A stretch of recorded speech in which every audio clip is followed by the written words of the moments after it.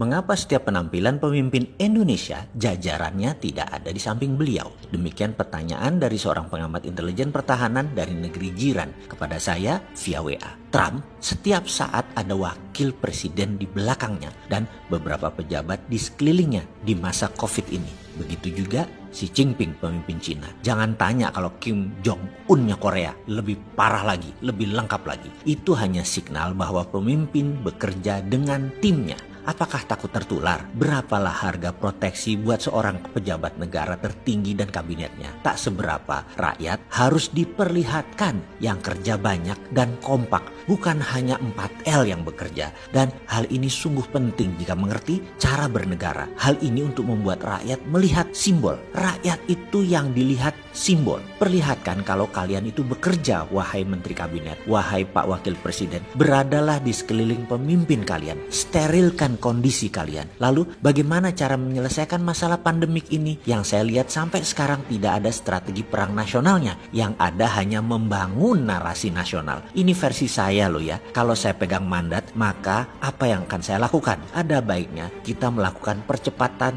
tes PCR corona ini, dan mulainya dari mana? Dari desa. Gunakan kekuatan Babinsa, dan jika daerah tersebut hijau, kasih gelang hijau di tangan mereka dan lokalisir daerah tersebut. Begitu hijau, di sana mereka mengerjakan apa saja seperti keseharian. Jaga perbatasan dengan tim aparat. Semakin luas tersisir daerah hijau, maka hanya dari pendatanglah COVID itu menular. Pendatang yang gelang hijau lah yang boleh masuk dan tidak boleh keluar masuk kecuali barang. Perluas daerah hijau. Utamakan untuk kekuatan pangan seperti lumbung padi, sayuran, peternakan, dan berbagai kebutuhan pangan lainnya. Setiap 2 hari, rakyat datang ke posyandu untuk diberi vitamin gratis. Wajib jaga daerah hijau itu dan perluas, dan pastikan yang keluar masuk hanya barang di dalam daerah hijau. Silahkan mengerjakan semua senormal mungkin. 70% daerah Indonesia adalah kaum rural, pedesaan. Lalu kepung ke arah urban, perkotaan, daerah kuning. Yang terdapat beberapa pasien,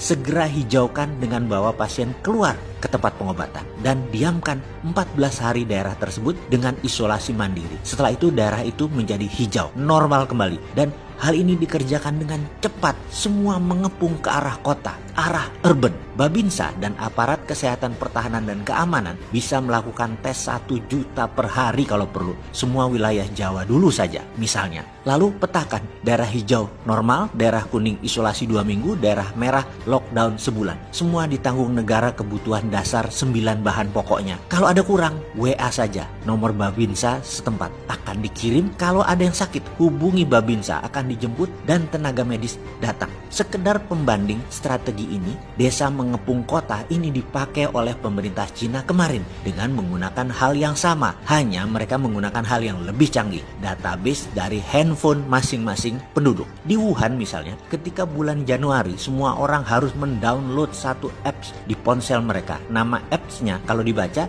Jian Kang Bao, artinya sehat itu harta karun. Dengan mendownload apps tersebut, semua orang terhubung dengan pusat kesehatan nasional. Sejak itu, di layar ponsel penduduk muncul status kesehatan masing-masing, hijau, kuning, atau merah. Ponsel telah berfungsi pula sebagai kartu kesehatan. Kalau layar ponsel mereka hijau, berarti mereka diberi izin untuk bergerak di zona hijau. Kalau layar ponselnya kuning, mereka tidak boleh kemana-mana, apalagi warnanya merah. Dari mana asal status kesehatan ini? Siapa yang memberi status hijau, kuning, atau merah? Semua berasal dari big data. Kita sekarang buat versi kita. Tak perlu handphone buat semua orang. Kemahalan, kasih gelang karet. Karena ada Babinsa yang mendata, database itu ada di tangannya Babinsa. Biarkan tim Babinsa, aparat pertahanan keamanan yang punya big datanya, yang terus menjaga perbatasan wilayah yang semakin lebar. 400.000 aparat keamanan bisa digunakan dideploy segera saat ini. Sesederhana itu. Sekarang Amerika lakukan strategi lain. Dalam waktu 1 bulan sudah lebih melakukan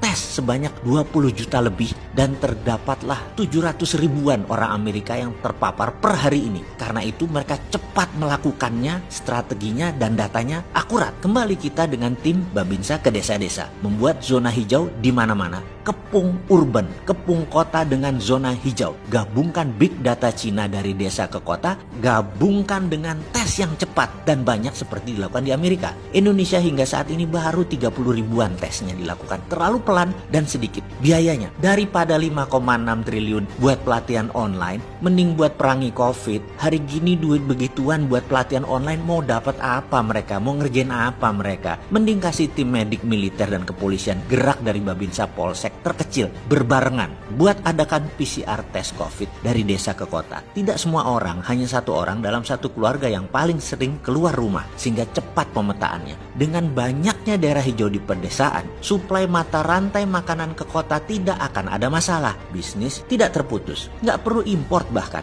Pejabat mikirnya jangan dari kota terus, dari istana terus melihatnya. Orang di sekeliling istana mah kinclong-kinclong, mewah-mewah, makan sehat semua, punya deposito banyak. Kami rakyat UKM dan pinggiran yang menyuplai makanan ke kota di desa-desa, masa kami stay at home? Ya nggak pas lah kebijakan seperti itu. Kami yang di daerah hijau jangan disamain dengan kota yang sudah merah. Jangan semua orang disuruh stay at home. Makan apa kami? Kembali ke strategi desa mengepung kota. Kita jelaskan, pakai kaki organik Babinsa, Polsek, dan jaringan keamanan terkecil lainnya. Lakukan zoning hijau sebanyak-banyaknya dan tes COVID dalam 1 bulan ke depan. Saya yakin 80% wilayah Indonesia masih hijau. Di wilayah hijau kerja normal semua. Jaga perbatasan dengan ketat, pakai big data di tangan masing-masing personel keamanan daerah tersebut. Tidak ada crossing man, yang ada hanya crossing barang. Jadi itulah strategi yang akan Sontoloyo pakai kalau dikasih mandat. Ya nggak mungkin dikasih kan ya. Ya tiru aja kalau gitu, nggak usah malu-malu.